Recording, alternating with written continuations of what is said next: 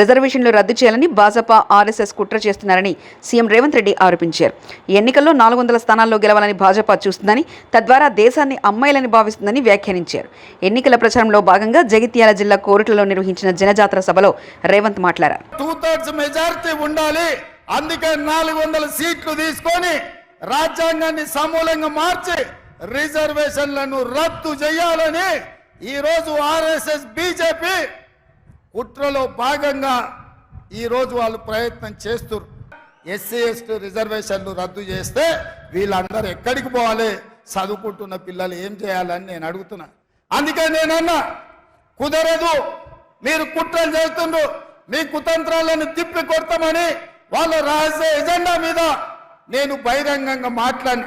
భారతీయ జనతా పార్టీని ప్రశ్నిస్తే ఈ దేశ ప్రధానమంత్రి నరేంద్ర మోడీ, ఈ దేశ హోంశాఖ మంత్రి అమిత్ షా నా మీద పగబట్టి ఢిల్లీలో కేసు పెట్టిండ్రు.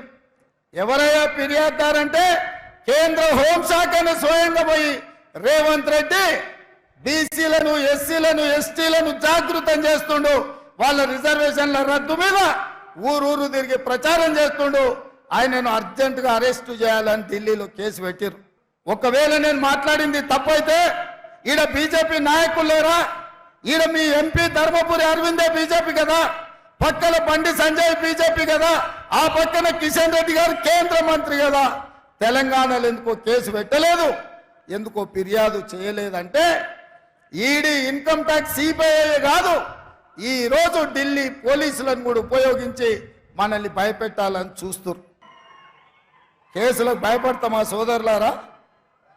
మీ సోదరుడు మీ రేవంత్ అన్న కేసులకు భయపడతాడా? చంద్రశేఖరరావు చెర్లపల్లి జైలుకు తోలితే భయపడ్డామా? చెంచల్గూడ జైల్లో బంధిస్తే భయపడ్డామా? తిరగబడి కొట్లాడినాం, కేసులు పెట్టినోని ఇవాళ పండబెట్టినాం, గోతి తీసి పాతి పెట్టినాం. నేను అదే మాట చెప్పదలుచుకున్న బీజేపీ నాయకులకు, మీరు ఢిల్లీలో పోలీసు